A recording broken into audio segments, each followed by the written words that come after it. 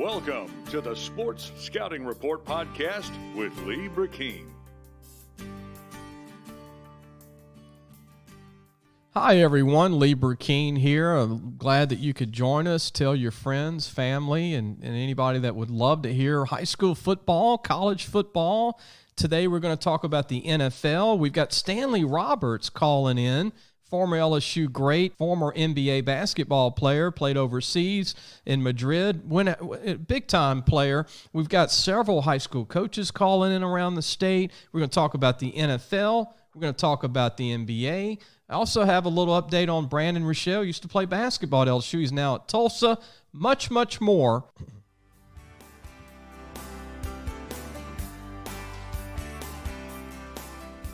It's time for On the Rebound. Very excited about this segment. It's a basketball segment. I love basketball, man. People know that I'm football because they see the TV show, Louisiana Football TV magazine, but I love basketball just as much, man. I was just short, growing up. But Jace, I could go one-on-one with all those bigger guys in my neighborhood, Oh, really? Because Okay. I was that guy that would steal the ball, and they would just get really angry. Like, who's this guy playing defense on me like this? But then they would, stuff me every time I'd go under the goal. Being 5'8" some change. But especially our next guest. He was yeah, especially man. good at. Well, I want to introduce. I'm really honored to have Stanley Roberts join us, who played for LSU and had a long NBA career. Also played overseas in Europe. And Stanley, thanks for joining us, man. No problem. How are we doing today? Oh, good, man. I remember when you were playing at LSU, you and Shaquille O'Neal and that group, and then you went on to have a really good pro career in overseas. We talked about overseas. You really loved Europe. That was a great experience for you. Yeah, it's, especially at a young age. They really focus in on fundamental basketball, and they practice twice a day, every day. So it was really a good experience for me to go over there. Played at Real Madrid, and Real Madrid. Your agent's a friend of mine. I got to mention that he's Oscar Schoenfeld, but he goes by O. And Oscar would be upset if we don't mention him, right, Stanley, today? Yeah. I call him Big O. That's Big O. Big O. So you got Oscar Jr. So that's Little O. Little O. That's right. Doctor Little O now, huh? Yeah. Stanley, you went to Lower Richland High School in South Carolina, and you were All-American, Parade All-American, and then you went to Real Madrid, played for the Orlando Magic, the Clippers, the Timberwolves. You were in Aris overseas, Houston Rockets, the 76ers. Evis Pilzon, I don't even know how to spell that name. San Diego Wildfire and Galitos de Isabella, I guess. Heck, man, I feel like I can't even say that one. But you had almost 3,000 points in the NBA and rebounds almost 2,000 and blocks 385. And man, just what do you think recently the tragic passing of Kobe Bryant, and to see someone their life cut short at such a young age tragically? Any thoughts on Kobe Bryant? Well, I was already in the league with the Clippers when Kobe came in. And he was just a dedicated guy. He didn't have a big circle. He had a very small circle of friends. He was the truth. I mean, you had Dr. J in his era. You had Michael Jordan, and then you had Kobe Bryant. Yeah. People that just was extraordinary in their work ethic, the way they live. Great family guy. It's just not enough you can say about him.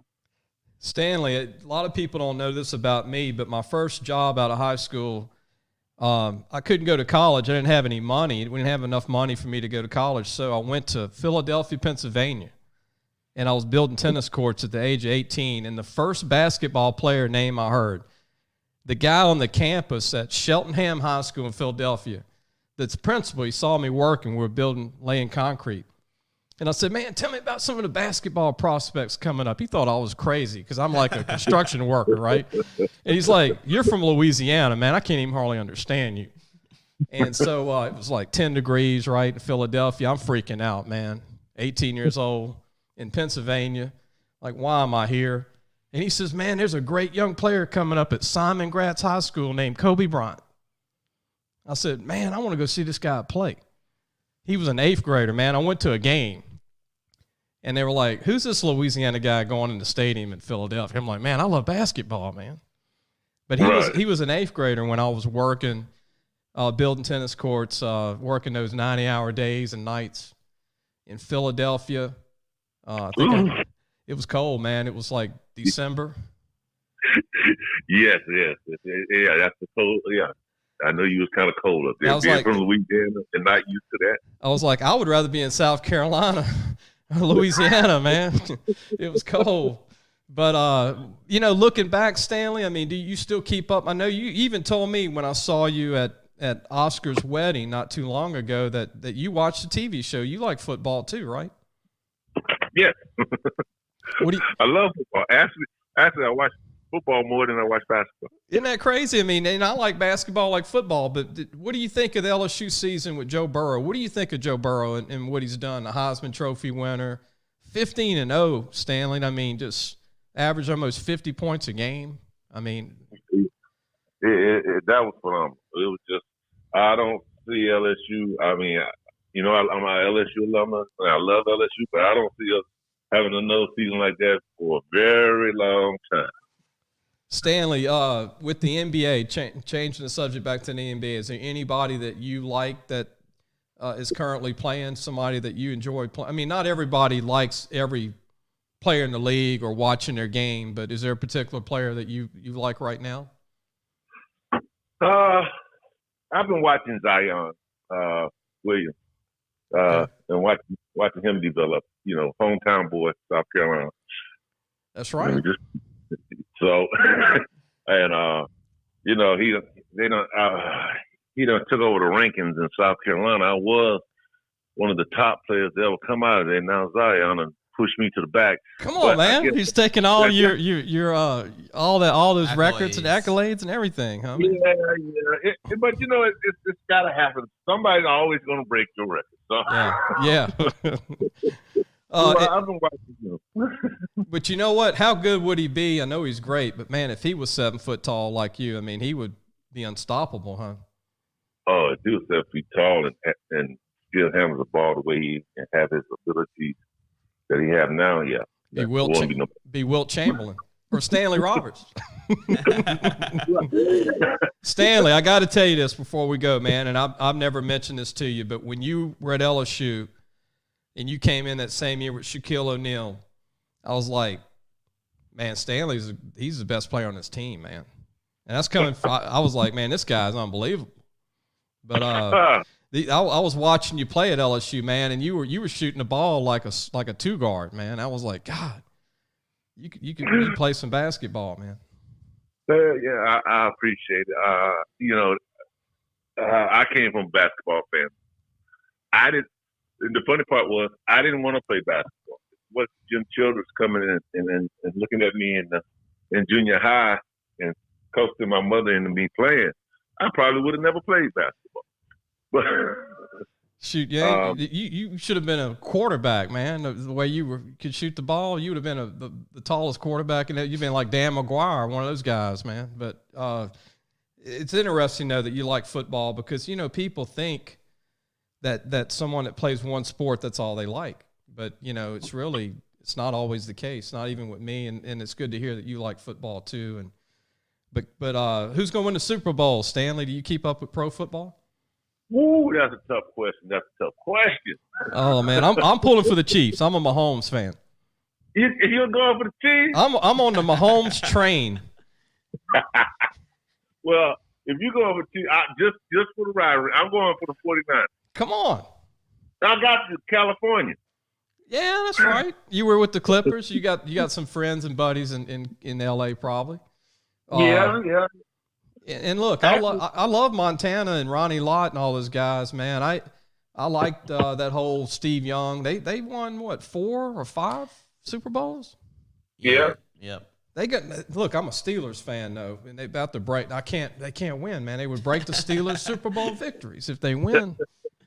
You can't let that happen, man. But so who do you think is going to be the difference for San Francisco if they win? Is it going to be their quarterback, Garoppolo, or that defense? It's definitely going to be the defense. To win games is all offense, but to win championships, you need that defense. Well, they do have Quan Alexander from LSU at linebacker. He's pretty good. Yeah. So, yeah. So I got to go with the defense scheme of things, and I think San Francisco's going to keep Mahoney in the pocket and put him under pressure. Hey, I got a score for you, 41-40, Kansas City. What you think? 41-40. Video game. I can go with that because you got the 49ers. The Kansas City Chiefs winning. If you switch that team around, I can go with that. Hey, at least it'll be a good game if it's that score. It'll be a good game. It's gonna be a great game and a great halftime show. So, yeah, you're right, man. Those hour halftimes put me to sleep, though, man.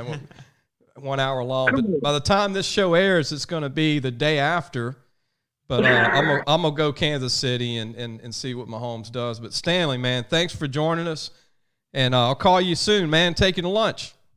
All right, that sounds good. I appreciate it. All right, that was Stanley Roberts, former LSU superstar basketball player, longtime NBA in the Europe. What a great guy. Still lives in Baton Rouge. Jace, that was a great interview with Stanley Roberts. What a great guy.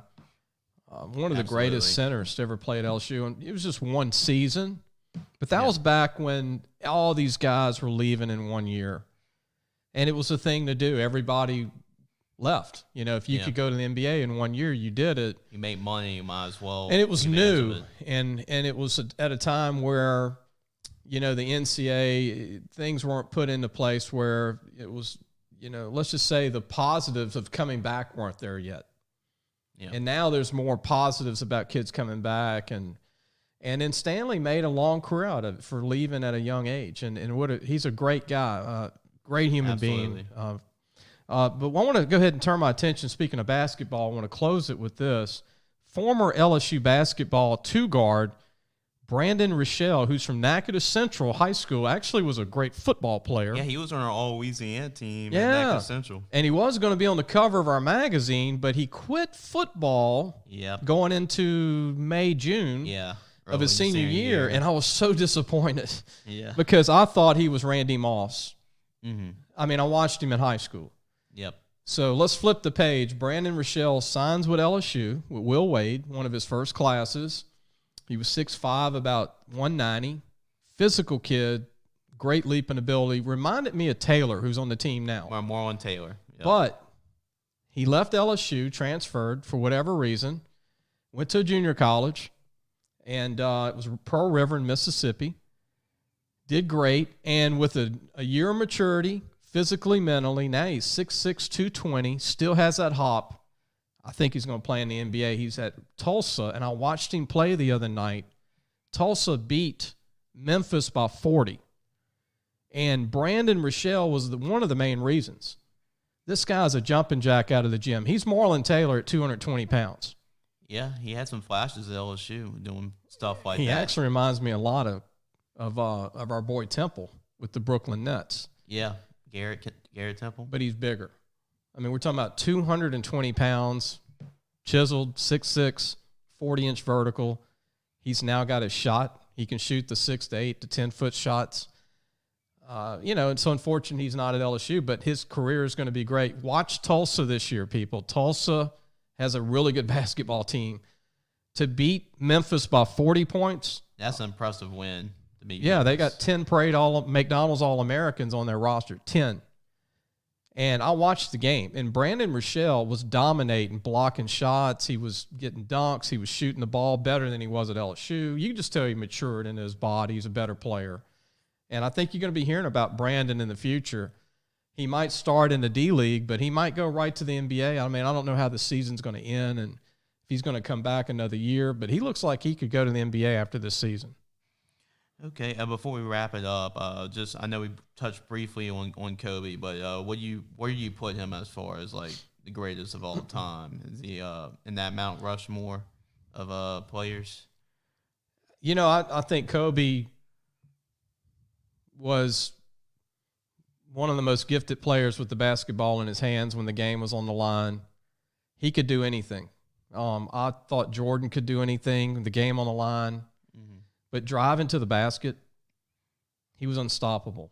And he could switch his hands on either side under the goal with 3 or 4 people around him, like Dr. J, like Jordan, like some of the great ones, Isaiah Thomas. But not a lot of your guys in the NBA can drive to the basket.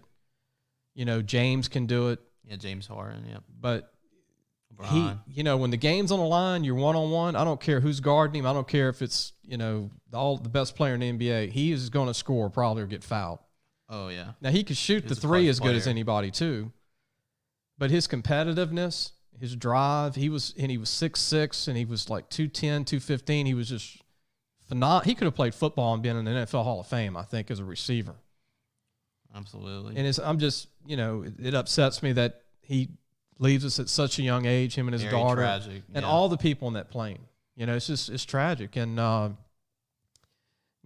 condolences to his family and prayers to his wife.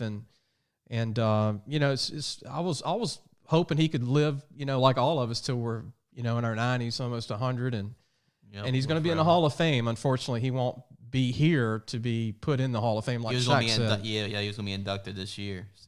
Simon Gratz High School in Philadelphia, I had a chance to go watch him as an 8th grader, 9th grader. I was building tennis courts in Philadelphia at that time. I was just a construction, as they call it, a construction hand, trying to figure out what I was going to do with my life. And a lot of people don't know that about me, but I was in construction and just trying to figure it out. And Philadelphia was my first place to live, and I was there for a year.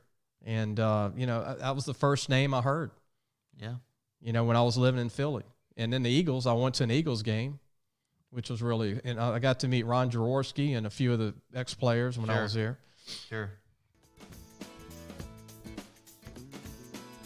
We'll be right back on the Sports Scouting Report podcast with Lee Brecheen. If you are a parent that needs a highlight tape and you need consulting advice on how to deal with the recruiting process, please contact Lee Brecheen, who has had over 30 years of experience dealing with college coaches and making highlight tapes all over the country. For more information, please contact Lee Brecheen at lbrecheen@aol.com. That is lbrecheen@aol.com.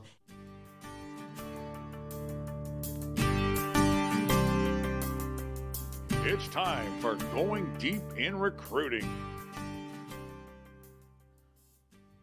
Welcome back, Lee Brecheen, with our Sports Scouting Report. I'm very, very excited to introduce a longtime coach from Southern Lab High School, administrator, everything. I think he's done everything. I think he even was the water boy at one point at Southern Lab.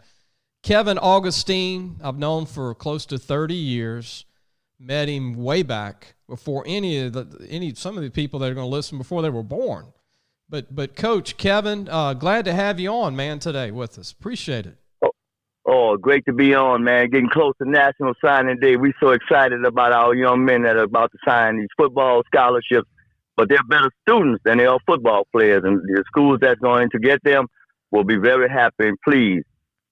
And I always tell people that Southern Lab's known for a lot of guys playing in NFL. Chad Jones, unfortunately, crazy injury and a wreck, career over, but, would have been a long-time pro. Marcus Spears, long career with the Cowboys, LSU. A lot of guys that played in the NFL at one point or another, played college ball, had long careers, but at the end of the day, most of these kids got their degrees in college. And yes, I'm very yes, impressed. Sir. And But Kevin, you've always been on top of this, and you've always been one to know what's going on at Southern Lab, and you're always close to these kids and a part of the program. But talk about signing day Wednesday. The show will come out Monday, And there's some kids in this class that I think are very underrated. You got Edmund Weber, who's very underrated to me as a DB. Reginald Johnson, Jabbar Triplett, who's committed to Arizona. Nicholas Smith, Michael Wicker, Maurice Blanchard, Dalen Hardy, Nicholas Hudson, and Kenyon Andrews, the two new guys. What do you think of this senior group? I mean, I think it's a lot better group than what the national people are saying. Oh, yes, sir. What basically they bring to the table is because when you play football at Southern University Laboratory School, you have an advantage over everybody else. Your coach has already done that. Thus, what he shows you, what he gives you, is an opportunity to learn it in high school, and then you place that with yourself, with your talents, when you get to the next level. So you already know. You know what a cover two is. You know when the safety is on the outside shoulder of the defensive end, that guy is coming. It's a bare front. He is coming. So get rid of the ball quickly because you have no one to block him. So when they get to the next level, they see it. So when coaches come in and they're talking about football and the other thing, they can answer all those questions too fast. What I mean by too fast, coach, I already saw that. Right. What is about to development. happen is Development. That's right. And Coach Asbury, he's constantly on the blackboard. This is what you see. Tell me what you see. So when guys come to the laboratory school, we teaching what you're going to do at the next level. Because the greatest gift that a coach can do, right, when National Signing Day happens at Southern Lab, is when he turns the program over to the kids and their parents and they announce where they're going to school. There's no other feeling because you ought to see the grown men crying because we know we are putting the work. I know I have a lot of water on that sideline at Southern Lab. A lot. Hey, man, you should never catch a cramp at Southern Lab because we have everything. Yeah. The university gives us everything in regards to our kids. So guess what? All you have to do is perform on Friday nights because you perform on Monday to Friday in the classroom. Friday night is your day to shine. Yeah, and look, let's talk about a couple of these kids that I think are national recruits. Jabbar Triplett, a linebacker. I think he could go anywhere. He's committed to Arizona. Reginald Johnson's going to visit ULL. He was committed to Houston, right? And he decommitted from Houston because of the distance. Tell everybody about Reginald. It was 5 hours, and it might be too far away, but ULL might get this kid. Hey, Reginald Johnson is a highlight show on a Friday night. I agree. Anything, when he gets the ball in his hands, all I know is when he gets the ball in his hands, people stand up. So with that in mind, who wouldn't want a kid like that? Every time he touches the ball, he's capable of going the distance.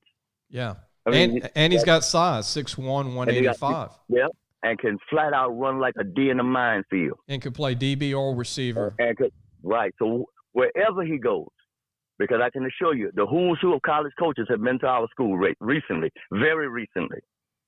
So I can understand what's going on in those kids' minds because, when you're being recruited by everybody and all of a sudden everybody starts showing up, you're like, whoa, what I missed? Yeah. You didn't miss anything. Right. It's because of people like yourself. Sportsline, Friday Night Lights, Louisiana Sports Magazine. Y'all have placed these kids in an orbit where everybody can see him. All you got to do is hit that satellite dish and look. That's him. Yeah. So coaches come from all over the country because you and your magazine have hit.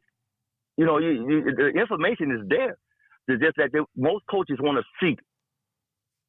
Yeah. What they want to see is he really that good? Well, Jabbar Triplett, he'll just knock your brains out.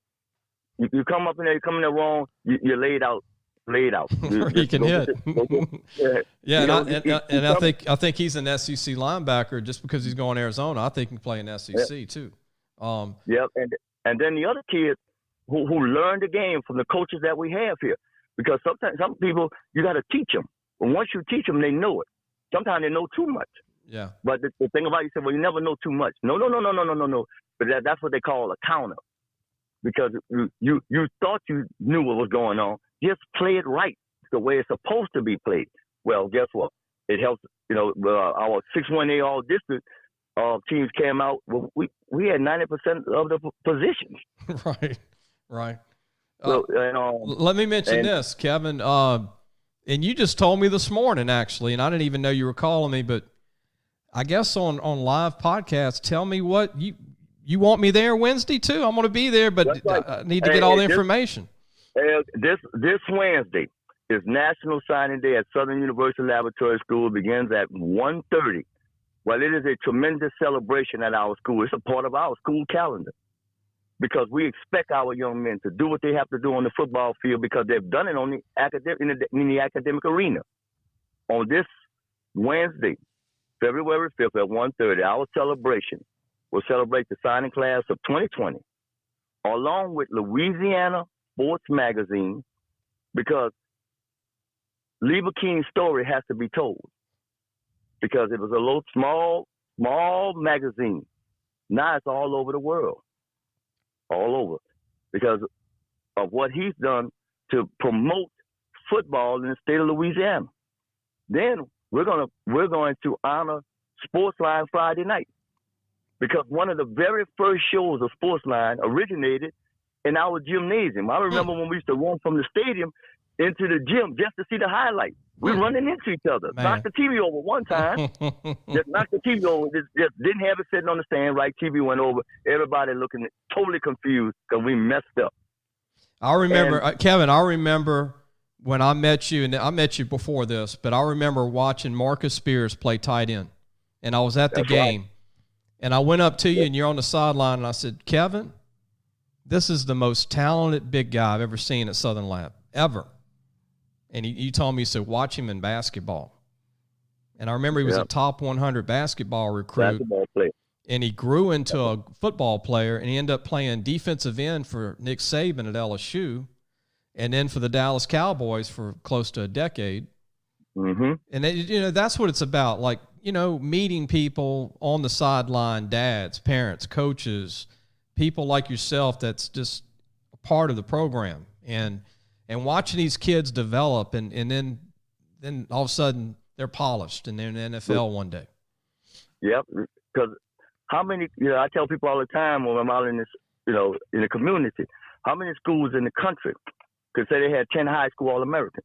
Not many. Baron Jackson, Marcus Spears, Christopher Allen, Chad Jones, Frank Alexander, Ronald Leary, Earl Partain, Cordell Thomas, Torian Nixon, Tyrion Davis Price, and Cordell Thomas. How many schools can say this? Some level 1A school. Not. I don't think any other 1A not in Louisiana. No, it's incredible. And then the thing about it is, from the first time you see it, you can tell when you've been around greatness. And I've had the privilege of being around straight greatness. That's why I come to work and smile every day. That's why when the children say, Coach, give us that cold water. I said, we got the coldest water in the swag. Because it's a privilege to be around them, to see the development of them, to see your administration working harder for them than they do for themselves. Yeah. To make sure, promote you, to make sure everything is done right and on time and in order. That's the greatest feeling. And I tell any principal, administrator, director, one of the proudest moments you're going to have. And when that child finds that academic scholarship, finds that athletic scholarship, and they're able to go to school free. And Kevin, I'm honored for y'all to honor me, man. That was a surprise. I'm honored for the Louisiana Football Magazine, and I appreciate it, man. Almost had me crying here on the podcast, man. I appreciate that. And I want to ask you one key question here. Who is the best Southern Lab football player that you've ever seen? And then I'll tell you my pick. Okay. I was not at Southern Lab. I was in the student financial aid office. But when Baron Jackson was running around the stadiums of their stadiums, but I had the privilege and the honor of being around Chad Jones. Chad Jones could do anything on the football field. They line him up at running back. He'll rush for 200 yards. They put him in the slot. He'll catch 7 passes for 200 yards. He'll pump the ball 45 yards with his right foot, then come back and hit a bomb with his left foot that's 50-something yards. Then he'll catch it. And then what he did was, Chad Jones only knew one speed. When he hit you, he tried to send you into another orbit. Right. I saw that. When he hit people, and then if you ever knew something about Chad, he would always help you up. Yeah, after he knocked great him out. kid. His dad's a great And- guy. Al Jones, his mom, his brother. And you know, it was crazy how I saw him play at St. Augustine before Katrina. And you know this, when Katrina hit, Delwyn Bro, all those guys were there. That's right. And you called me. Yeah, You called me. You said, yeah. you never guess who's at the school. And I said, who? You said Delwyn Bro and Chad Jones. I'm like, you got to be kidding me. Y'all just got two of the best players in the state. In the state came walking through the door with tennis shoes on and the clothes they left out of New Orleans with. Unbelievable. But I promise you, they blessed us. And we've been truly blessed with great kids, great administration, great leadership from the top of the university down, and it makes a difference. But I wanna leave you with this thought. Just imagine had Louisiana Sports Magazine not been around, that Sports Line Friday night had not been around. Some of these individuals, kids, student athletes, will not be millionaires because some schools don't have the capability of putting it out there. They have it now, but back then it didn't. Right. You know, right now, I showed a kid the other day, I still have a beeper. I still have I have a phone that takes messages. Right. I said, this is where we started at. When I came in, when Chad and them, Coach Michael Roach allowed me to come in during the Christmas holiday to make highlight tapes from a VHS. Right. And I was doing there. 7 at a time. Yep. And he said, all send them to every school. And then all of a sudden, they knew it helped the other ones, like Ron O'Leary with the Denver Broncos now. Right. Frank Alexander, Earl Potin, and Torian Nixon. It came on and on and on. And then the last 2 years to be around Torian, to be around Cordell Thomas, Tyrion Davis Price, Damone Clark. Well, guess what? They were at the laboratory school. And guess what? They were high school All-Americans, 2 of the 3. But the thing about it is, not a national champions. Right. Right. So during our ceremony, we're going to honor them because they've accomplished so much. And if you remember, on December 14, 2018, Cordell went to the mic and he said, why bring a national championship to another state when we can bring one here? That's and right. That's right. I saw LSU 15-0, then punished the country. Everybody was properly punished. And guess what? All I can say is the beat gonna go on. The Tigers gonna be fine next year. Well, Cordell Thomas has a crystal ball because he said Alabama will never beat us as long as I'm at LSU, and he's 1-0. He 1-0.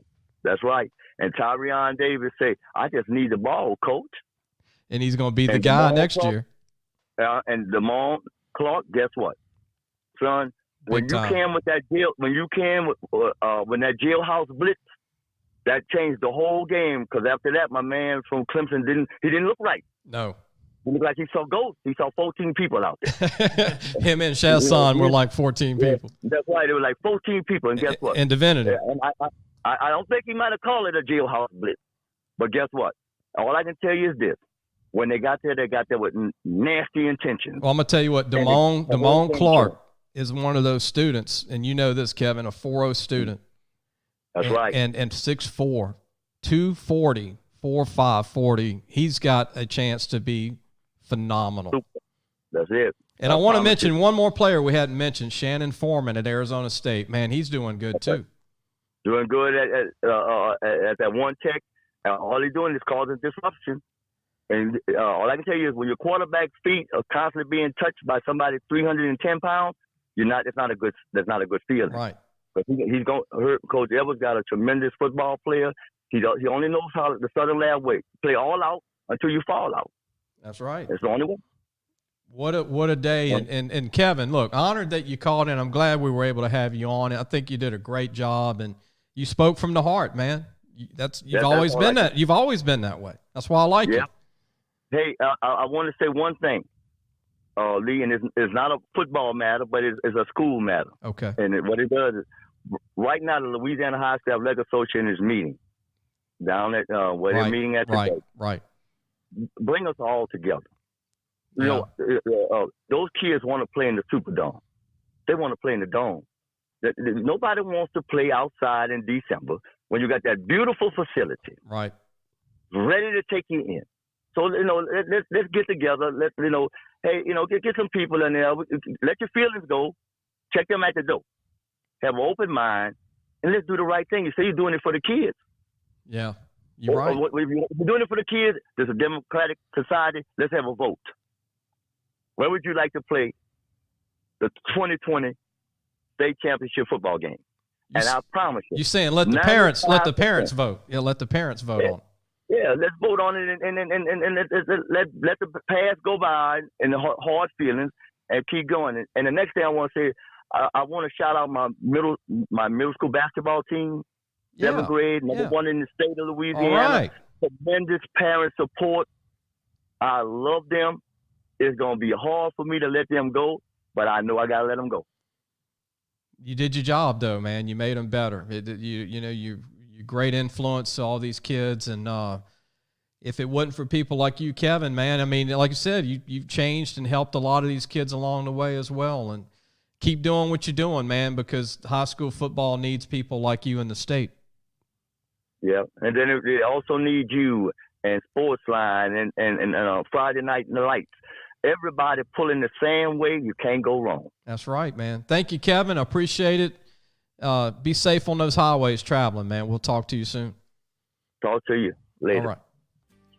Today's guest in recruiting is a head coach at White Castle High School who I watched play back in the day at John Curtis High School.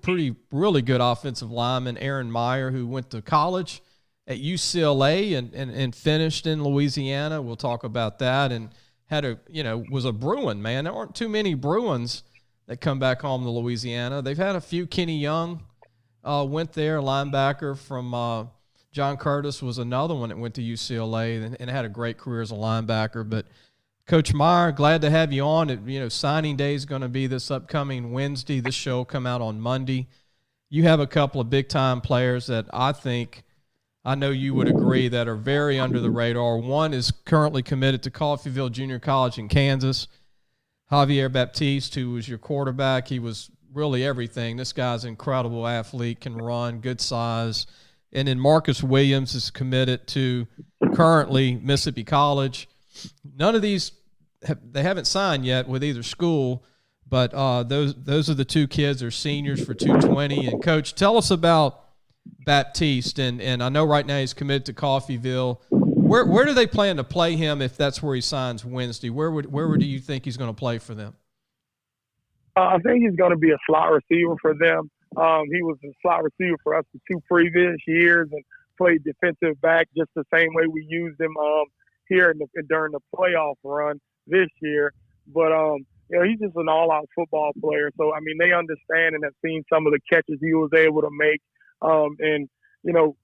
For us, it's a little different because you're only as good as your quarterback when you're a receiver. So I mean, with the quarterback growing pains that we had in the past, he wasn't able to show it as much. But this year, with him throwing the ball, receiving the ball, and in the Oberlin semifinal game, getting the interception to seal it, they pretty much and they were able to see kind of how he moved in space with the football. And just like you said, I could only echo that. I mean, he was very dynamic. First team sports writers all state. He was almost the district MVP, but Jai Williams is a hell of a player. Yeah. But so he had some pretty stiff competition for a 1A district for that honor. But he threw it for 1,300, ran it for another 1,100, distributed the ball greatly. Heck of a leader.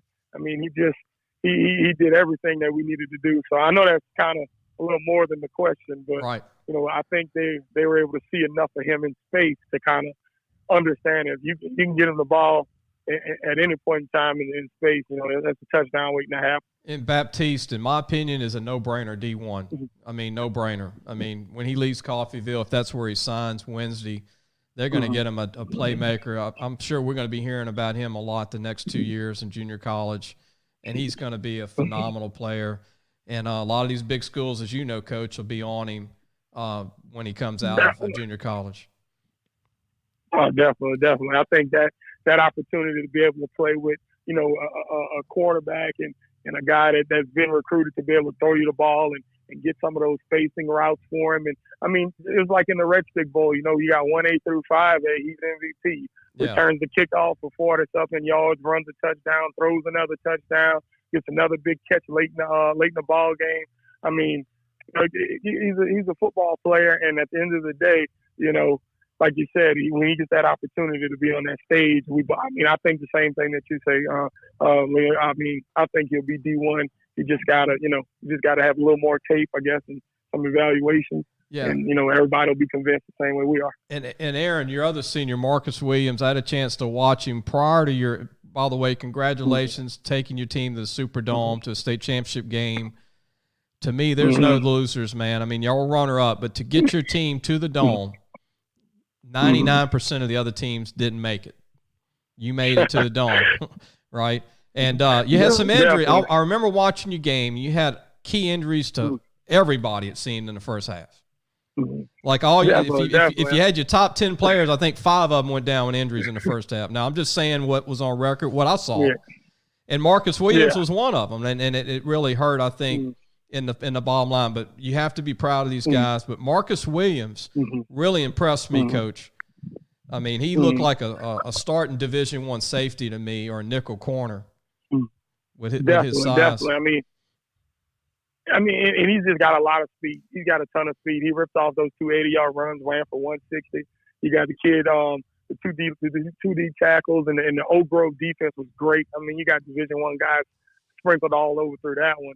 And for him to be able to outrun them twice was crazy to me. And then, late in the ball game, there was a twisted ankle. We kind of knew what was going on. So, I mean, at that point in time, he really just couldn't move the same way. But he played a heck of a game. He ran for another 1,500 yards for us. He sealed the semifinal win for us. I mean, got an interception late in the ball game, took it to the house. So we were able to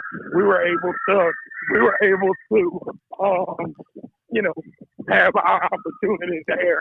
So it's definitely excuse me, sorry for that. It's definitely a big time loss losing both of those guys. We kind of call them 1A and 1A around here. Coach, you sound like you were running from that Oak Grove D line, that New Orleans Saints D line they had. That was the biggest D line I've ever seen in high school football, wasn't it? Oak Grove's D line. Definitely, it was 3. Oh yeah, they had 2 300-pounders in the middle, and they had 2 guys that could run really well on the outside. One kid's going to Kansas, another one's going to Louisiana Tech. I think the other 2 guys are coming back. So it was definitely a stout front for us, to play against. But those 2 guys handled it well. They competed the whole doggone game. They left it all on the field. And like you said, it's just a blessing and excitement and achievement to get down there to the Dome and be able to compete for that title. So, it was definitely not a loss. But I was every week I was watching both of those guys just, give it all they had, play football and just, they're winners. They're competitors. Coach, before we competed in that one too. Before we let you go, you're an ex-Bruin, UCLA Bruin. What do you think of Chip Kelly? What do you think? Does he have to win next year? I do. At UCLA, it's about with the John Wooden standard that he set early, and all of the other tradition they got with the Olympians and things like that. I think at the end of the day, he's got to start getting some of those players in there and get them scattered around and get them understood what they need to do to win the Pac-12. I hope he hears it. He got 2 down here in White Castle he can come get. I know. Baptiste can play for UCLA and Marcus. You're right about that. And that's a legitimate statement there. Coach, good luck to you. Good luck to you. I know Wednesday you got signing day. It's going to be at the school? Yes, it's going to be we're actually going to do it at the community center at 6 o'clock. We're going to have kind of like a little event so that the whole community can, be here and celebrate their own. So it'll be definitely, I think it'll be a good event for them. All right, Coach. Well, that was Aaron Meyer, head coach of White Castle. Thanks for joining us, Coach, and do a great job. Congratulations again, taking your team to the state championship game this past season, and we'll talk to you soon. That'll work. Thanks. Thank you. Coach Aaron Meyer, head football coach, White Castle High School. We'll be right back on the Sports Scouting Report podcast with Lee Brecheen. Make sure to tune in this week to Louisiana Football TV Magazine as host Lee Brecheen brings on big-time guests, recruits, coaches, you name it. You can catch the show on YourView, Channel 4 in Baton Rouge, New Orleans, and Lafayette, CW21 in Shreveport-Bossier City area, CBS in Lake Charles, E-Tel in Ascension, and E-Tel Vision in Houma, Lafourche. Check your area for local listings. It's time for the Human Touch. Our human interest story today is very, very big. Doug Coleman was a quarterback, played 10 years of semi-pro football, many years Arena League, went to Eastern New Mexico College.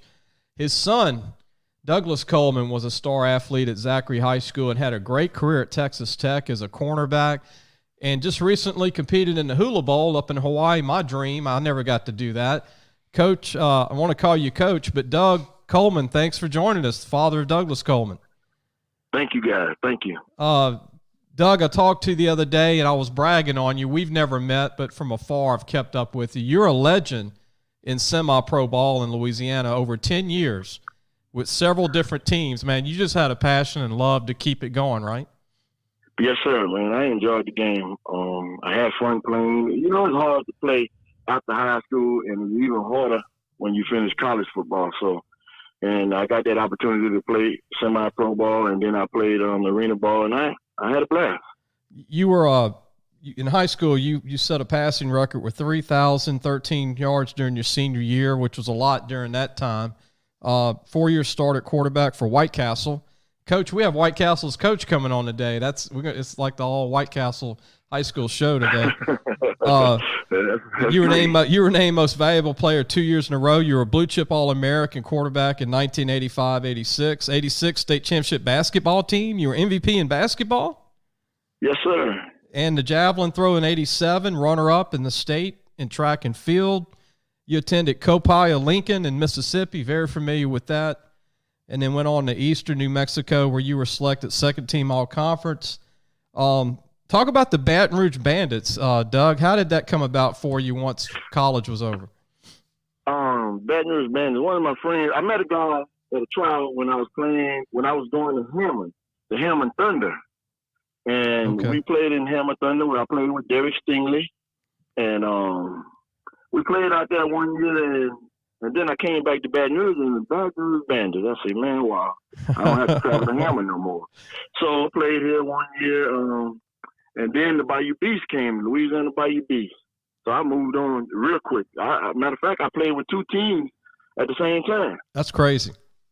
Yeah. Quarterback for two teams at the same time. Yeah, exactly. Yeah. New Orleans Thunder, you were with them. New Orleans Thunder. Yes, AFL's Lafayette Roughnecks in 2000.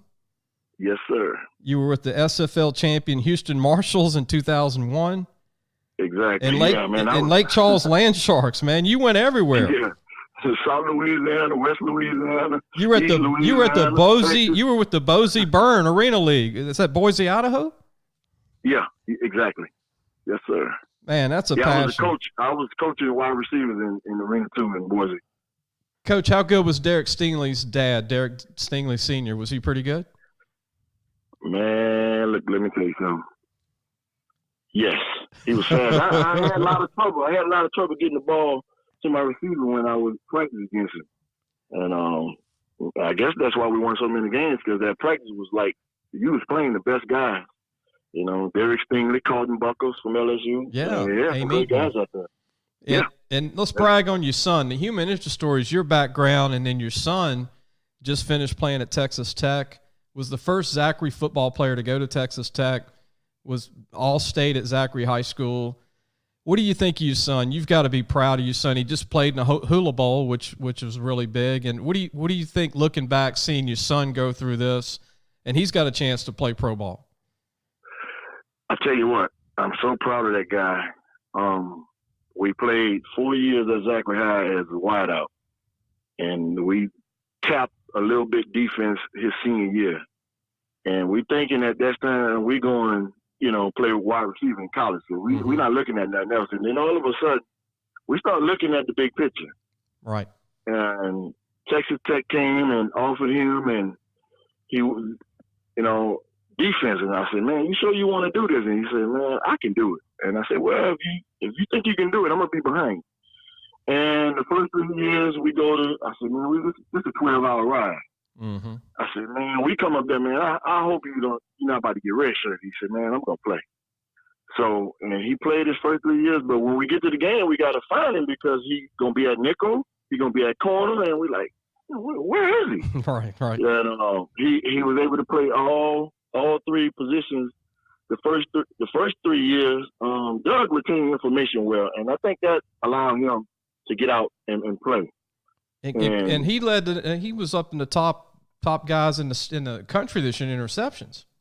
Yeah, and that goes back to his baseball skills playing center fielder for Zachary High. That a lot of people don't know he plays center field. When he got to safety, I was like, he in the right position because he's for the ball hawk now. Well, Doug, if he gets drafted and the Saints draft him, that would be great, huh? You know, we're going to have a problem.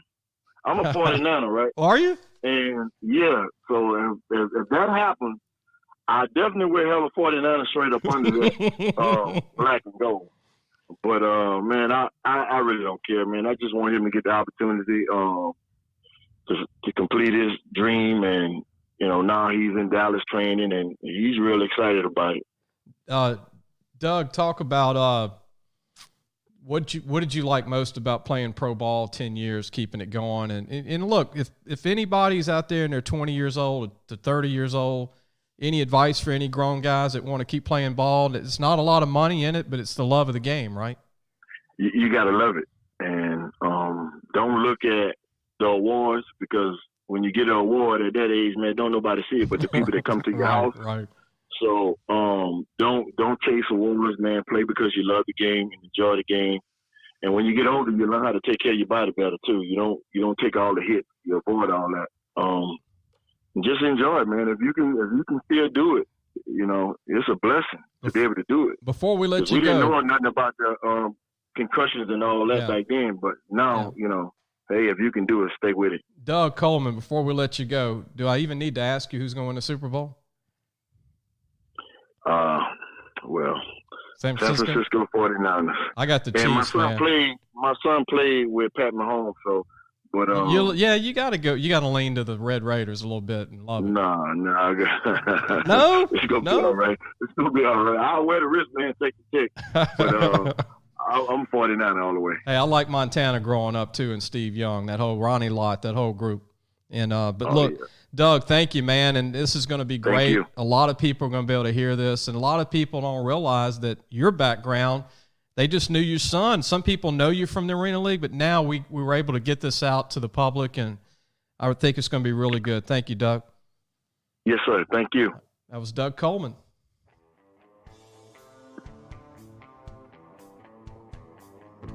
We'll be right back on the Sports Scouting Report podcast with Lee Brecheen. Make sure to check out our website at lafootballmagazine.com for all the latest recruiting information statewide. This week, check out all of our recruiting interviews with all the latest prospects and coaches.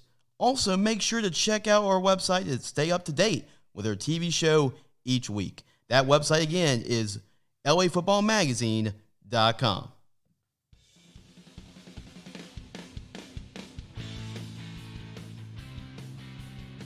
It's time for the archive interview. Yeah, this is an interview I think LSU fans would love, and people from Franklinton. It's not Franklin. Franklin's around, between, Morgan City and Lafayette. This is Franklinton's native, Terrence Magee, who is a running back at LSU, actually interned with Louisiana Football Magazine. I was very proud to see Terrence come back, and Terrence talks about the adjustment when he first came to LSU as a student athlete, and who were the guys that helped him make that transition. Check this out. Yes, man, it's nothing like having a family environment around you. And when I was at LSU, that was the environment that we created. And, it kind of started with the fam. But, you have guys coming from all over the U.S., and they come into school here. They're away from their moms, their dads, all type of relatives. And, some guys that took me in and welcomed me with open arms is like Alfred Blue, Brandon Taylor, which I grew up with. But, they just kind of showed me the way and showed me how to go about, life as a college athlete. And, it's kind of hard to adjust having to go to study hall, those long practices. You know, sometimes it gets kind of rough, but those guys, they've been there, and you know, they kind of paved the way and just took us under their wing and welcomed us with open arms, and you know, we all became Tigers. Well, yeah, that was Terrence Magee. Great guy, man. I mean, played as long as you can play. Wasn't drafted in the NFL. Was a free agent and played with several teams. Really good person. Already back in the community, and I wouldn't say he's done with his football career. He still could get a shot. Maybe this XFL league might pick him up if they haven't already picked him up. We'll see what happens there. But Terrence Magee, one of my favorite ex-Tigers. I'm a little biased because I know him, and he worked with us a little bit right after college in between the NFL. And currently, we know he's going to be great for many years in the community. And I wouldn't rule him out being the head coach one day at Franklinton High School one day.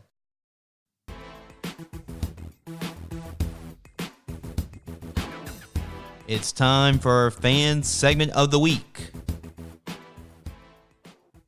This is a segment this is for parents, Jace, for mom and dads or grandparents or just families. They can relate to this.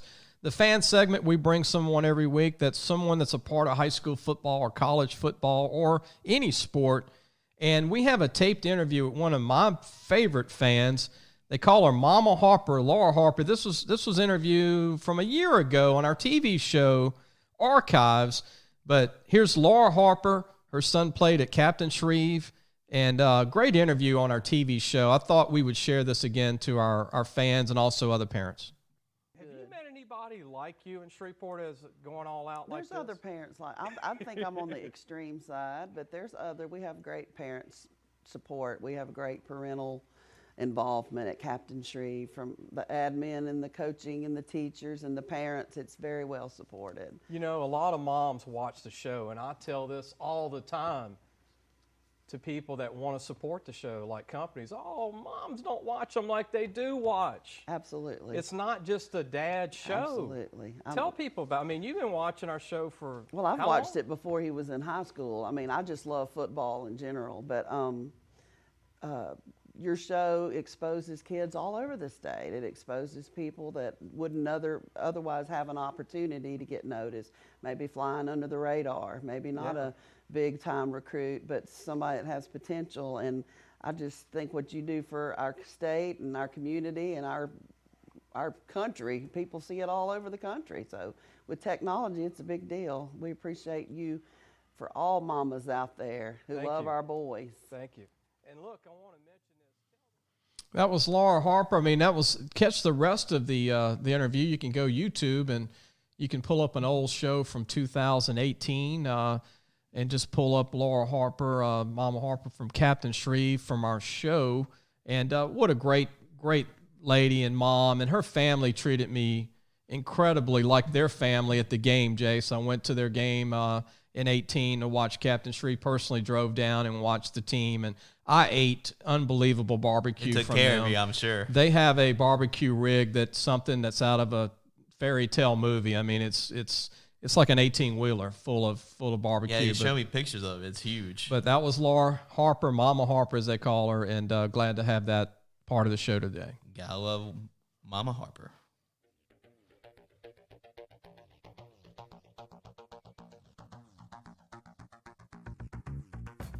We'll be right back on the Sports Scouting Report podcast with Lee Brecheen. Parents, are you looking for advice on getting your high school athlete recruited by the right college? Lee Brecheen is your answer. Lee has been doing it for over 30 years. He knows the ropes, and more importantly, he knows the people. Lee offers turnkey service from evaluation, creating highlight tapes in the correct format, and complete guidelines for effective communication with the schools. No matter the sport, girl or boy, no matter what grade your child is in, let Lee Brecheen help match your child to the right college fit.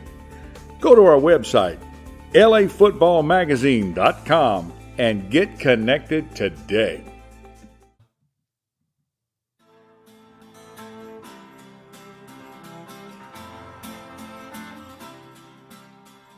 It's time for the college football update. Yeah, our update today, and I'm very excited to talk about Bo Pelini being named the LSU defensive coordinator, his second term at LSU. Yeah, a little deja vu for LSU fans. Yeah, I mean, Bo Pelini, if you're old enough to remember when he was at LSU, he was one of the best D coordinators in the country. This is prior to the internet explosion. This is prior to social media being like full speed. Yep. In 2007, they beat Ohio State. The offensive coordinator was from Louisiana Tech and came in, did a great job too, and we'll get his name in a minute. But Bo Pelini is just an opposite personality from Aranda, but he's the same kind of coach. Aranda's just more cerebral, just hands off, just low key. The scientist, as they called him, the mad scientist. Where Bo Pelini, he's going to chew you out if you do something wrong. I think that's what a lot of college fans love. You just chew people out. Hey, you didn't do that right, or but it's a learning process. It's not like he's chewing you out to be. It's a great coach. He's teaching. He's teaching, and that's what they do. It's a tough sport, and Pelini's a tough guy. Yeah, and he comes from a coaching tree. Cardinal Mooney High School has to be the biggest school in the country for producing college coaches. Bob Stoops went to Cardinal Mooney, the Stoops brothers, and then Pelini, and there's several others that went to Mooney. I mean, I need to go down there and interview why all these guys are coming out of Cardinal. And look, LSU loses a quarterback from Ohio, in Burrow, and they bring an Ohio guy back at D coordinator. Something about Ohio and LSU. It's a good marriage. Yes, it is. And Bo is going to be phenomenal again because he's taking over. I know when he took this job, the first thing a coach does, Jace, what does the team have coming back on defense? Yep. And he looks at all these young guys coming back on defense, like Tyler Shelvin, Appa from Utah, and he's looking at all the young D linemen, Joseph Evans, and all the young DBs like Stingley and also all the Vincent's coming back, and there's a lot of recruits coming in too, like Gilroy and those guys. They're stacked on defense, so you can be creative, and he is a creative person. I think Aranda was well liked by the public. He was well liked by the media, but there are other people that are good D coordinator, and Bo Pelini's one of them. So we won't miss a beat at LSU. I always thought he was the best coach on the staff under Les Miles in 07. I thought he was a great coach. Because the OC was like Gary Croton. Gary Croton, who was at Tech, head coach at Louisiana Tech at one time, with the Bears at one time. Very much like Aranda, very cerebral, laid-back guy. I thought he did a good job in that national championship game. Richard Dixon caught 2 touchdown passes from Matt Flynn. He did. And I thought Ollie Highsmith, the way Bo Pelini used Ollie Highsmith like a decoy, is the same way that Aranda used the linebackers this year. So, he's the same type of guy. He's just very vocal. And Orgeron loves it too because he loves running 4-man defensive fronts. He's a defensive line coach, and that's what Pelini loves to do. But there's no set 4-3. Right. It's going to be 3-4. It's going to be 4-3. It could be 5-2. Right. It could be 4 DNs. It could be 4 D tackles. Depends on where you are. If you're on the 1-yard line, it might be 5 D tackles, right? So, I mean, it depends where they're at. It's overrated when someone says this is the defense, because you have to change your defense to the team you're playing. And with the spread, some teams aren't spread, but at moments, Alabama's going to go power out on you. So you got to change the scheme up a little bit. But I'm very excited. I think Bo Pelini. He's the only coach at Nebraska fired that was a winning coach. He won 9 games each season, and look what they're doing now. And I just think Nebraska fans wanted Osborne recreated too soon. Tom Osborne spoiled him. Yeah, because Frank Solich was doing the same thing when he was at Nebraska. He was winning 9 games every year, and they got a little spoiled with that. And Scott Frost is going to try to build it up, which I think he will. But we'll see. I don't know. It's just a tough spot where they were a couple of years ago. I mean, there's some big programs that, Texas is having a hard time coming back since Colt McCoy. Yeah. It's been a long time. Yeah, it has been. I mean, it's like, how old were you when Colt McCoy was playing at Texas, Jace? I was 10 years old. All right. Let's see. Yeah, 11, 12. And the last time they won the national championship at Texas, it was Vince Young. Vince Young, and I was 8 years old. So. 8, okay. And you're in your 20s now. So, I mean, so that just gives you an idea. It's been a long time. Yep. And USC's kind of in that category. You know, when Pete Carroll left. Yeah, they haven't won a national championship since Pete Carroll left. Yep. And we're going back. I mean, it's way back. So, I mean, you know, LSU won their first in 12 years. Incredible. But Bo Pelini, if you're worried about Pelini, I don't think you really knew who Bo was the first time. Yeah. You just weren't maybe old enough to remember, or you just didn't know, I guess, because we're in a society that we forget what people do.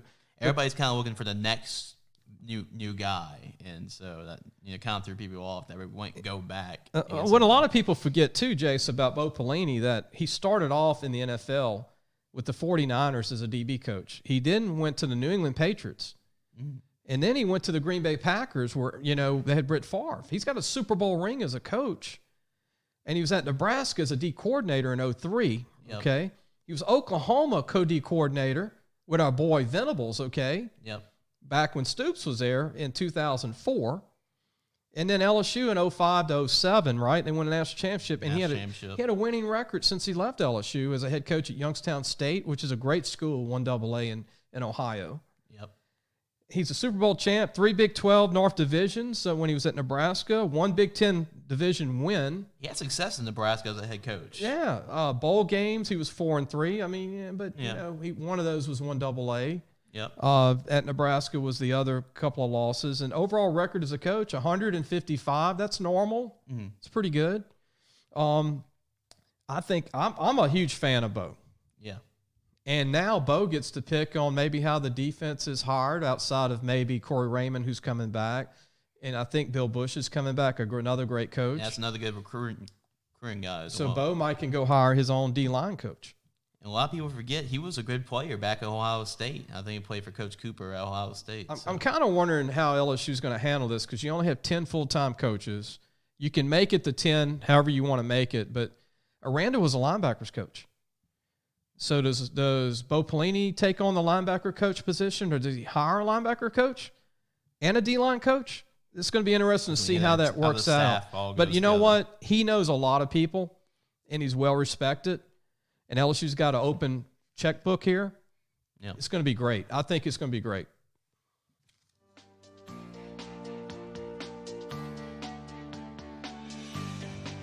It's time for the coaching carousel.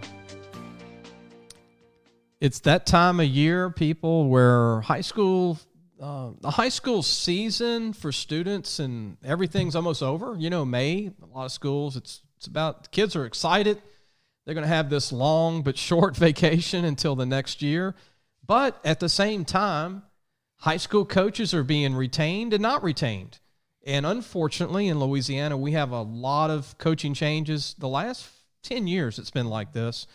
But Abbeville will have a new coach. I'm just going to name some schools that are going to have new coaches. Ellender, Archbishop Hannon, Beauchene, Catholic of New Iberia, Collegiate of Baton Rouge. That's a new school. Yeah. Yep. Country Day. That's Joe Chango, that's a huge loss. That was surprising. I was a little surprised. But maybe he goes college. Yep. Great young mind, might end up at a different school, might have some. I mean, Joe Chango's a great mind. Yeah, especially on the offensive side of the football. Denham Springs has a new coach, and Britt Beard from Live Oak. I think Britt Beard's going to be phenomenal there. Yeah, everywhere he's been, he seemed to turn around the program. So I think he did the same thing at Denham Springs. DeQuincy has a new coach. Franklin Parish, Gaydon, H.L. Bourgeois, Haynes Academy, Helen Cox, Menard, Lafayette High. I like this hire. Cedric Figaro was an All-American at Notre Dame, Jace. Yep. I was so upset back in the day because I was an LSU fan as a little boy, and he signed with Notre Dame, didn't go to LSU. I'm like, man, they lost an All-American linebacker.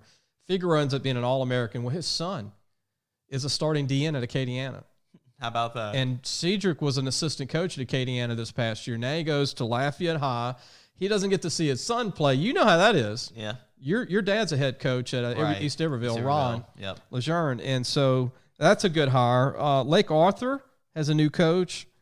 Live Oak. Yep. Natchitoches Central. Northwood of Shreveport. Jim Gatlin, I love him. I know he's not coming back. I think he'll coach again. He did a great job with Northwood. Opelousas will have a new coach. Parkway, Patterson, legendary Don Jones. I don't know if he'll retire. We'll see if he gets back in. Riverdale will have a new coach. St. Augustine High School will have. That's a great job. Yep. South Lafourche will have another new coach. South Terrebonne. For the first time in like 30 years, they don't have another coach. We had Richard Curlin on last week. What a great guy. He's retiring. But you know what? Wouldn't shock me if he gets back into coaching as a retired coach.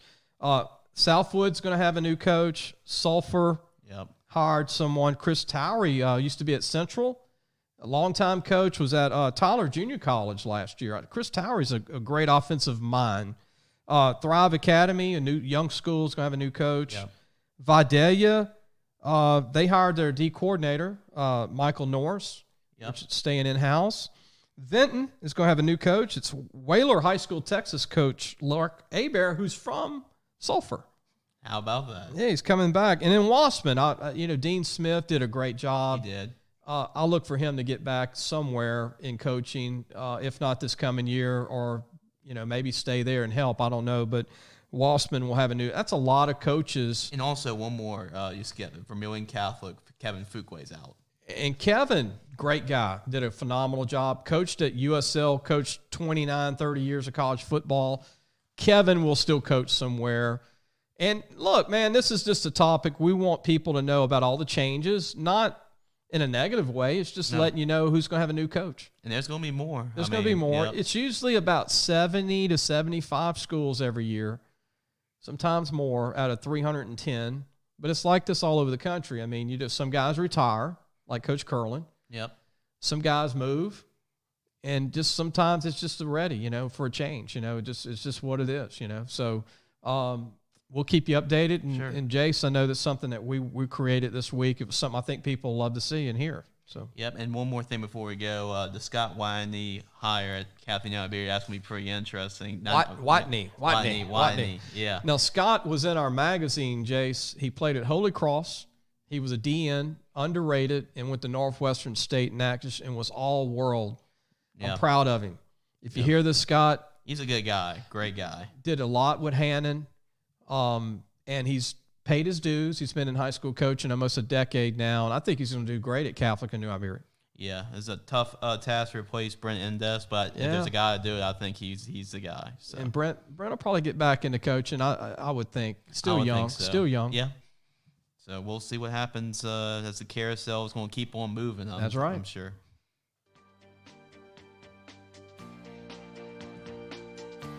We'll be right back on the Sports Scouting Report podcast with Lee Brecheen. Make sure to check out our website at lafootballmagazine.com for all the latest recruiting information statewide.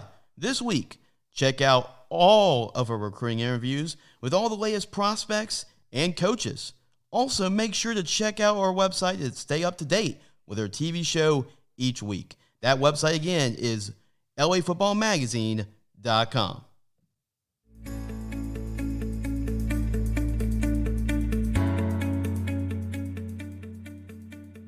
It's time for the hot take. Our hot topic of the week is the XFL, which is a new league, everyone. I mean, wow, there's been so many leagues for the NFL, for pro football. There was the USFL that they're no longer around, which Jim Kelly was in, and Bobby Hebert and a lot of ex-NFL quarterbacks, Steve Young. Herschel Walker was with the New Jersey Generals. Donald Trump on the team. That's right, yep. There was the league that folded this past year. The Alliance of America. And now there's the XFL. Part 2. Because it failed the first time. Part 2. Yeah. And I'm going to go over some of the coaches that are going to be in this league and the team names. And this is going to be interesting to a lot of people because, it allows these guys to get back in the profession that are unemployed. Some are legends. Some just they're just bored. They want to get back into coaching kids or, well, in this case, young men out of college that are young enough to maybe go back to the NFL. Some of these guys maybe were in Canada and they're trying to get back in the NFL through this league. But let's go ahead and start. Bob Stoops will be the head coach former Oklahoma coach, in this league. I mean, that's amazing. Bob Stoops coming back. I thought he was tired. Yeah, I thought he was too. Mark Trestman's going to be coaching in this league, former coordinator and coach in the NFL. Jim Zorn, former Seattle Seahawks quarterback and longtime quarterback coach, is going to be in this league. Pep Hamilton, former Stanford offensive coordinator, former Indianapolis Colts coach, former Cleveland Browns, Michigan. Jim Zorn, by the way, was with the Redskins as a head coach. Yeah, that tenure didn't go so well. And a lot of Redskin coaches didn't go very well. Yeah. Unless you're Joe Gibbs the first time. Right. Kevin Gilbride, former offensive coordinator of the New York Giants, is a head coach in this league. He's a pretty good coach. Jonathan Hayes, former NFL tight end with the Chiefs and the Bengals, was a former coach with the Bengals. June Jones, the most famous Hawaiian native football player, coach slash former Hawaii football head coach, former Atlanta Falcons quarterback. He was with SMU for a while, and he's been all over. Great developer of quarterbacks. He's a head coach in the XFL. And Winston Jones, you might remember him as a linebacker in the NFL, but linebacker coach at one time for the Green Bay Packers, was a great former Miami Hurricane linebacker, Winston Jones. But just a little tidbit, Jace helped us grab some of this information. A lot of great names. And look, when you have these coaches in this league, I want to play football. You know, I want to learn from these guys. I mean, to go play for Stoops, Jim Zorn, Kevin Gilbride, June Jones. I mean, give me a helmet, some pads if I'm 6'5", 280 and I can run. Yeah. Which I'm not. But, if there's guys that need another shot for the NFL, obviously this is what this is about. Another opportunity, because the Canadian League has a certain amount of players they can take outside of Canada from the United States. And then a lot of players don't maybe want to go to Canada to play football, and now they can play in the U.S. So NFL Europe was another league, Jace, that was around for a while. I thought it was a good development league, and actually it put football on the map for Europe to this day. You're seeing a lot of kids, a lot of young men coming out of the country, Germany and Denmark, that are signing college scholarships. They have football teams now in Europe because of that. And you want to mention, Jace, some rule changes. Yes, sir. So that's another reason why the XFL and the NFL could work out, because it can also test, with the NFL, with a lot of the rule changes, and see the NFL, if they would work in the XFL, they could carry over to the NFL.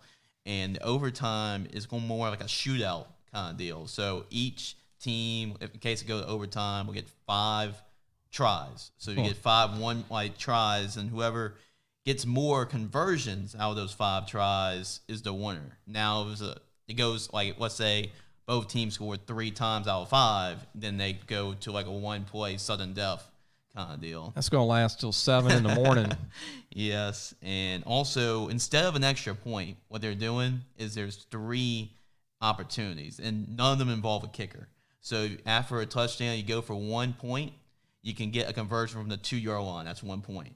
If you get a conversion from the 5, that's 2 points. Now, if you try a conversion from the 10-yard line, you actually can get 3 more points. So you can actually score 9 points from a touchdown and a point conversion. I don't know about all this. This is going to be we'll see how it works out, and there's more stuff too. These games might be like 105 to 60 when it's over. It might be like the A&M LSU game from 2 years ago, where you might drink a whole 10 liters of Coke and go to bed at 3 in the morning. Remember that A&M LSU game 2 years ago? Yep.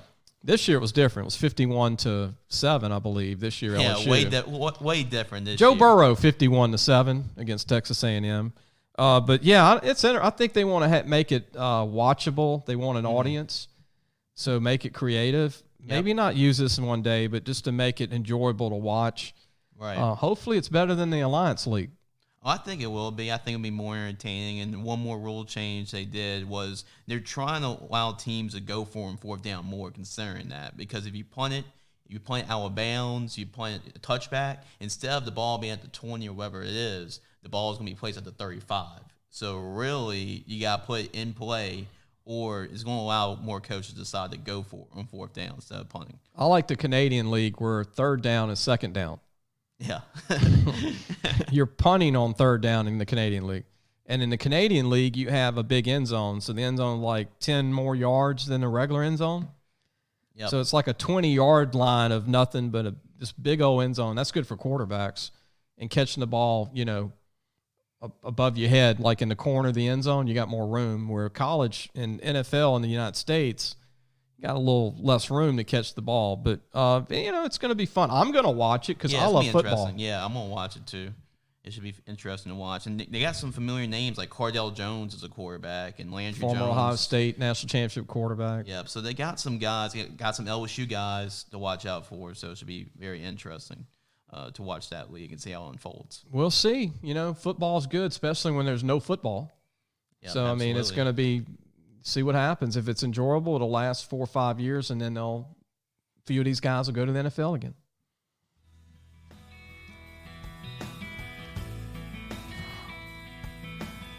We'll be right back on the Sports Scouting Report podcast with Lee Brecheen.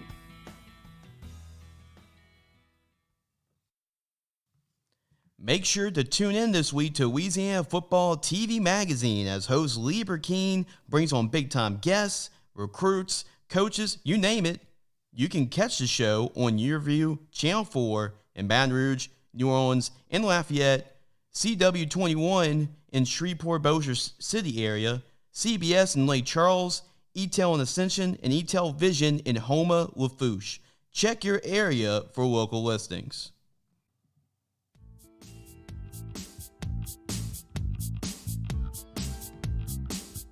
It's time for Lee's Mailbag. Yeah, this is a part of the show I love, Jace, and I think you've got some emails from people. And tell everybody, if they want to send in a question in the future, how they can get in touch with us. Sure, they can email Lee Brecheen at LBRECHEEN@AOL.com. Or if you want to hit myself up, my email is Jace, JACE, .LeJeune, LEJEUNE, @SELU.edu. And you can also hit us on our Facebook and Twitter page as well. Yeah, and who are some of the questions we have this week? People are writing in wanting to know some information. Sure. So we have 2 questions coming in. The first one is from Jimmy from Monroe. He wants to know, what are your thoughts on the quarterback competition next fall, especially with the additions of Sterlington quarterback Hayes Crockett and West Monroe quarterback Garrett Common? This is a good question from Jimmy. I happen to know Hayes Crockett's dad. I was working with him over the summer, just consulting, and I'm happy for Hayes because Hayes was in a running offense as a quarterback. And Jace, how many guys sign D1 scholarships when they run the ball 99% of the time? Yeah, not many. Not many, unless you're a running back. Well, Hayes Crockett, took one for the team, ran basically a running offense. They got a crazy offense. They got a running back like 30 yards behind him. Yeah. Right. And it's unbelievable the way they teach the run game. 3 yards in the cloud dust every time. Yep. But this kid Hayes has a cannon arm. He's built like Terry Bradshaw. I mean, or Stan Humphries that played for LSU way back and then ULM. But yeah, he's 6'3", about 220 with a cannon, and he runs a 4.6. Yep. And so Hayes has a great future. And then West Monroe's quarterback Garrett Common was hurt a lot his senior year. I think both of these kids need to redshirt. One needs to get healthy, and Garrett's 6'4", about 220, a great player too. If you saw him against Zachary in 18 in the state title game, he showed wheels. He can run. Yeah, he can run the ball. And he's got an arm, and he's big, and he's tough. So these 2 kids are, to me, SEC quarterbacks. I'm going to go out and say it now. Yeah, they're both physically gifted. These 2 guys could play for the Kentuckys, the Indianas of the world, in a Power 5 conference. And I think they're the 2 best signees in one class that ULM's had since the Bubby Brister, Stan Humphrey days. I'm not saying they're Bubby Brister and Stan Humphrey. I'm just saying talent-wise. Because ULM's mostly been signing these junior college quarterbacks. Yeah. But I think these 2 guys, you're going to hear from one of these guys start in 221. And I think it's the start of something special there.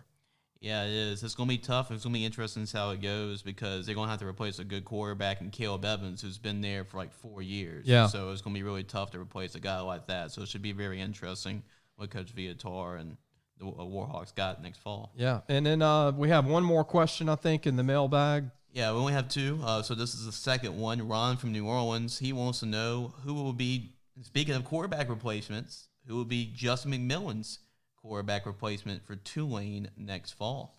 Oh, I'll tell you what, the Cedar Hill native is gone now. I mean, he was at LSU for a while. He did a great job, I think, of managing that position. He won 90% of his games at Tulane in 2 years. I was really shocked. I'm glad he became a really good quarterback. He did.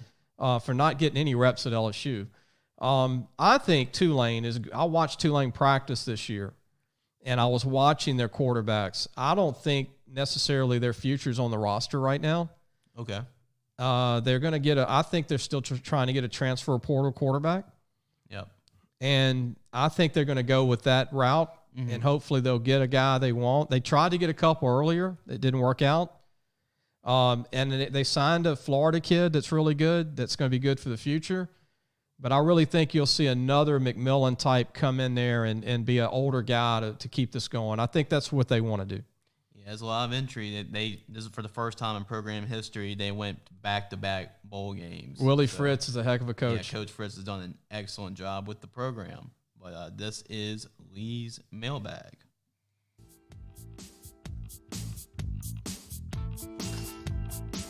We'll be right back on the Sports Scouting Report podcast with Lee Brecheen.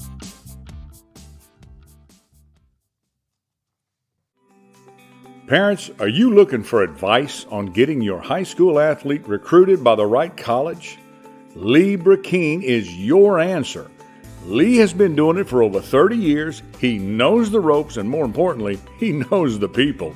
Lee offers turnkey service from evaluation, creating highlight tapes in the correct format, and complete guidelines for effective communication with the schools. No matter the sport, girl or boy, no matter what grade your child is in, let Lee Brecheen help match your child to the right college fit. Go to our website, lafootballmagazine.com, and get connected today.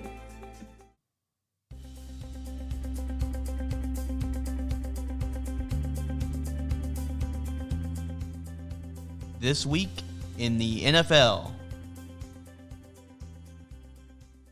Jace, the Super Bowl would have been, it's already going to be played like the day before this comes out. So if you hear this, people, the game's already over. We're making predictions before the game.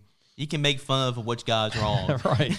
You can write in and say, gosh, you were stupid, or yeah, man, that was a good score, or you were way off. All right. So this is a good agree-disagree segment.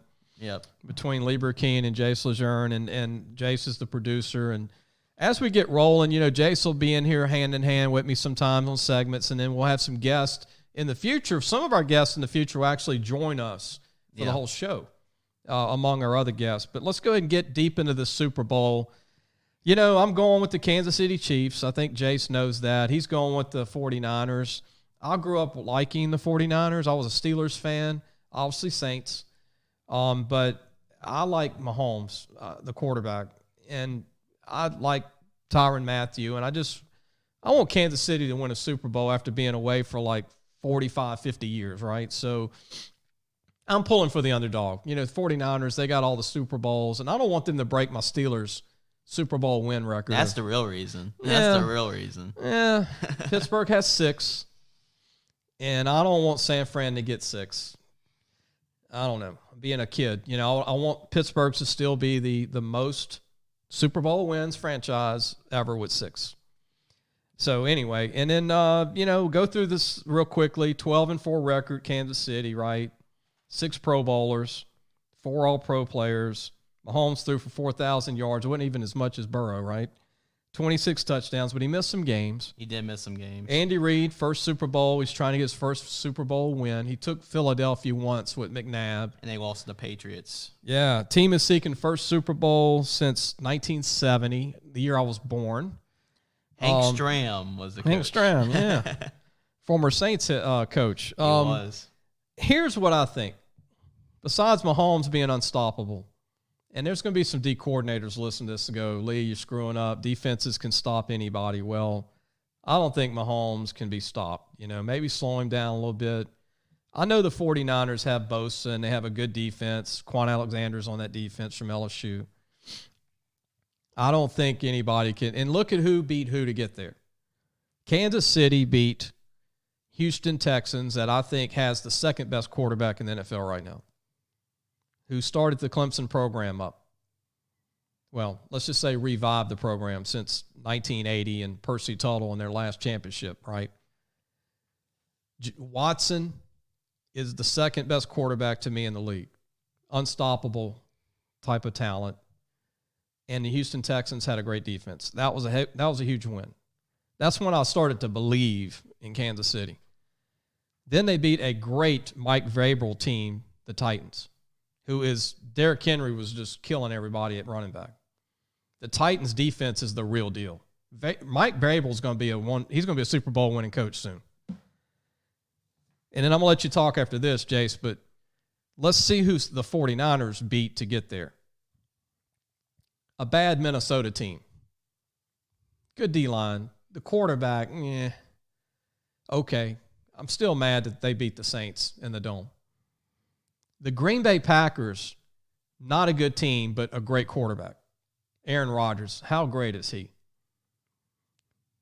The 49ers have 4 Pro Bowlers, 3 All-Pro selections, 2 are on defense. George Kittle's the tight end. Richard Sherman, he's still around. I just don't think the no-name running backs are going to work in this game for San Francisco against Kansas City's defense is really good. Jones at D-tackle from Mississippi State is one of the young best D-tackles in the league. Matthews, incredible. He's the honey badger again in the NFL with this team. Sorensen's a great safety for the Chiefs, one of the best in the league. Reminds me a lot of John Lynch. Yep. Who's the GM of the San Francisco 49ers. Right. Here's my score. Okay. 41-40. Ooh, pretty high scoring there, Lee. Kansas City. Yep. But I agree that if Kansas City is going to win this game, it's going to be that similar type of score. They're going to win. If it comes to a shootout, San Francisco's offense is not going to contend with Kansas City. But I went with my 49ers for a reason. And just every time in the Super Bowl, number 1 offense plays number 1 defense. What happens? The number 1 defense wins every single time. And I usually agree with you. Yep. My dad was a defensive coach. Mm-hmm. I'm more defensive minded. I love defense. A lot of people love high-scoring games. I love a good 10-0 game. I love dominant defense. Yep. Everybody else hates that. They want to show. Everybody wants to be entertained, right? They want a lot of points. Right. I love Mahomes. This guy is unbelievable. He is. He's the best quarterback in the NFL. I totally agree with you. What he did to the Titans was incredible. With his feet, with his arm. He's playing a video game, and everybody's watching. He's not even nervous. The guy's just having fun, right? Yep. And by the way, he wasn't a highly recruited player out of high school. Oh, like a 3-star? Maybe a 2. Yeah. From Texas, right? Had 5 sports. You would have thought, because he was so great in 5 sports, you'd go, man, this guy might develop into a great quarterback. He was 6'3", about 190, right? Yep. LSU could have had him in Texas. They wasn't recruited by either one of those schools, or Oklahoma. Yep. And his dad was a Major League Baseball pitcher, so he could have gone Major League Baseball. And who does he play for? Kingsbury. Yep, Cliff Kingsbury. Texas Tech. And that got Kingsbury the job at Arizona. Yeah, he kept getting him and also working with Baker Mayfield and, Manziel. That definitely helped him get the job at Arizona. Mike Leach started all that at Texas Tech, right? Right. But getting back to the Super Bowl, what's your score? It's going to be, I think it's going to be low scoring because, if the 49ers going to win this game, it's going to have to be 27-20 in that type of score. They're not going to just go up down the field with Mahomes. That's not the game they want to play. And do you know what beats a great quarterback, as great as Mahomes is and everything? What beats him is the great pass rush. And I think that San Francisco's defense line is going to get pressure on Mahomes, hit him early, get him out of his rhythm. And, the key thing is I like up front. I think San Francisco is better on the offensive line. They're better on the defensive line. And I think the game is won in the trenches. And so that is why San Francisco is going to win this game. They're going to control the ball, keep Mahomes off the field, and then kind of winning this grind-out type of game. And we'll see Kyle Shanahan's going to prove the NFL that he's the next best play caller, best next thing as head coach. Well, it sounds good. It sounds all good. Yeah, but and you might be right when it's over, but Kyle Shanahan's done a great job too. Mike Shanahan's son, unbelievable job, young coach. They're not even throwing the ball 12 times a game. This is like 1980. Yeah. Back to when Terry Bradshaw said, he would throw it 10 times in a game sometimes. When they had the steel curtain. Franco Harris and Rocky Blar. And I didn't need to throw the ball. Jack Lambert, Jack Ham, Mel Blount, L.C. Greenwood, all those great players, right? Donnie Shell. Right. But the thing is, I just think that Mikael Hardeman being a punt returner and the kickoff team would heal the speed. But here's why I got my 41-40. Okay. I don't think Kansas City can stop San Francisco's running game. Yeah, I don't think it's going to be the no-name guy. I think it's going to be a combination of Kittle putting a hurting on Kansas City, the tight end. Yep. All right, but also the tight end for Kansas City is the best in the league. They're the best two tight ends in the league, so they're going to show up. But I think San Fran is going to score fast. Okay. And I think Kansas City is going to score fast. It's going to be it's going to be a high-scoring game, and then Mikael Hardeman is going to be the difference because not like college, they return punt returns in the NFL and kickoff returns. Yep. A guy like Harmon, he gets the green light a lot. If he gets a chance to kick it, like usually they would kneel it at kickoffs, but he's going to get the green light in return because of his speed. And I really think, I don't know why, I had a dream about this, that Tyrann Mathieu is going to make a couple of big plays late, disguising itself in blitzes and coverages, because I don't think that San Fran's faced a unique player like that in pass coverage. You know what? I think Garoppolo's a sneaky player. I think that everybody's kind of like, oh, they don't need him to win, but he's definitely understudied Tom Brady, and I think that he's going to prove that he's not just a game manager, a quarterback. I think he's going to help them win at the end. So you think Richard Sherman at 30 years old is going to be able to guard these receivers in Mahomes? Well, if they get to Mahomes before Mahomes can even find Tyreek Hill, he won't need to find Tyreek Hill. So I see Bosa and them over rushing him, and then Mahomes running. You over pursue. Mm-hmm. Mahomes, I don't know how LSU beat Texas Tech in the bowl game a few years ago in Houston. I was there. Mahomes does have like Tyreek Hill and Kelsey and Sammy Watkins. He didn't have all those receivers when he was playing at Mikael Hardeman. Texas Tech. But he still put up almost 500 yards on LSU. But when you do a blitz, kind of like Coach Augustine said, a break blitz with everybody, Mahomes is just he's going to make you look like Joe Burrow. And also in that game, Texas Tech could not stop Leonard Fournette. So they had that thing going. Right. They could not tackle Leonard. So I remember that game. Be who you are. Like San Fran's going to probably ground pound, right? Yeah, I agree. Whoever is going to be their own and have established identity is going to win this football game, whether it be the Chiefs or the 49ers. Whoever establishes their identity that they've been all season long, that's who's going to win this football game. How about the SEC? Chris Jones is their best defensive player in entire match. Chris Jones at Mississippi State. Yep. They've got all these SEC guys. Mikael Hardeman, Georgia. Right.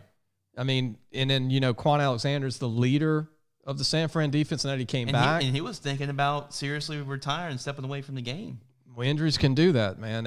You never know. I know Kendall Beckwith's career is probably over. Yeah. Which is unfortunate. It is unfortunate. Was it Tampa Bay? Yep. I ran into a relative of his recently, and he told me he's probably not going to play anymore. And he was one of the great young linebackers in the league. Oh, yeah. Him and Devin, I always wanting to see him and Devin White play side by side in that would been fun to watch. Tampa Bay. And Kendall has a great he's a great student. He's going to get his degree if he didn't already get his degree. Kendall was a 3.5 student at East Feliciana. But this game's going to be a good game. I will say that it'll be a game that I think I was tired of seeing New England in all these Super Bowls. Oh, I was too. And I think a lot of people were tired of seeing New England in the game and they didn't even watch it. A lot of Saints fans are mad. They weren't going to watch the game last year. So the Saints could have took them last year, I think. I think the Saints should have won the Super Bowl last year. That's unfortunate. They would score more than 13 points or 10 points. Yeah, what it ended up being. It's just hard to wrap your head around losing to Minnesota at home this year. For whatever reason, man, Minnesota just seems to get New Orleans, whether it's a couple years back or this year. But they just happened to play really well. I mean, they outplayed the Saints. They deserved to win that football game. It was just one of those things. The NFL, man, you got to be ready to play each and every week. And for you to be right, Jace, San Francisco's DeForest Buckner from Oregon. Yep, he's going to have to step up. He's going to have to be big time. Aaron Armstead as well. He's going to have to They're both 6'6", 6'7". I mean, Eric Armstead. Yeah. Big guy, 6'7". He's another Oregon guy. Yep. LSU played against those two. Actually, here's a tidbit. When LSU played Oregon in the Jerry Jones. 2011, yep. Matthew was on LSU's team, and both of those kids were D linemen for Oregon. And just a couple of years later, they, everybody's in a Super Bowl now. Yep. So. All right, so this is recorded, so we're going to have to hold each other to this. Yeah, we'll hold each other accountable next episode. And do you have any kind of, wager going, Lee? We'll privately make a bet on some food or something. Sure. Okay, we can do that. I don't know about a steak or anything, but no. We'll figure it out, and we'll probably tell y'all guys next time. So, well, it should be an interesting game. I think it'll be a great game. So if y'all listen to this, I hope y'all enjoyed the game, and hopefully when we come back Monday, it's hold us to it as close as we think it is. Write in to lbrecheen@aol.com and let us have it. Yep. Just don't hope that it's a blowout. Then it could be really bad. We all hope for a good game. Yep. Any final thoughts wrapping it up? Yeah, I just think the show was really good. I was glad that Stanley Roberts was a part of the show today, and I think that Kevin Augustine was so good today. And that was a great interview. He spoke from his heart, Southern Lab. He's been there since the 80s. I mean, a long time. If you're anyone that's come out of Southern Lab, Kevin Augustine. And having Coach Meyer on, who played at UCLA, finished at Nicholls State, played at John Curtis, having Mama Harper on taped, I think that was great. Terrence Magee. What a great show, man. I mean, and look, anybody listening to the show, tell your friends, share it with us. If you want us to start emailing people give us their emails. Tell all the apps that we're on. Yes, I was about to point that out. So right now we're getting some more apps. We're trying to figure that out. But as of now, as of this episode, we're on Podbean, of course. We're on YouTube, so you can always go to our YouTube channel and click it and watch the video. Or you can also find us on Google Play. So you can find us on those 3 apps right now. And also, before we end it, because we didn't do this earlier, but if you're a mom or dad out there and you need help with your son that's going to be a junior or going to be a sophomore or senior, which is the 221, 222, or 223 class, and you need help with consulting, a highlight tape's been put together, what to do, you don't know what to do. Lee Brekeen's been in this since 91 and worked for colleges, and if you need to contact me, email me at lbrekeen@aol.com, and it's LBRECHEEN @AOL.com, and I don't mind talking to you on the phone to see if I can help you. Even if you don't hire me, I can help you. I can give you some advice to continue and see how this process is. It's Jace. I mean, it's here. When the season's over, you're the next class. And college. There's no coaches, off season. I can tell you that much. 12 it's months. 24/7, 365 days a year. So the earlier you get knowledgeable about how to do recruiting, how to handle the camps that are coming up in the summer, the spring, how to go through this, what to do, what not to do, how to make a tape, what do the coaches want, all that's important. So, again, reach out to us if you have any questions. I hope you enjoyed the show.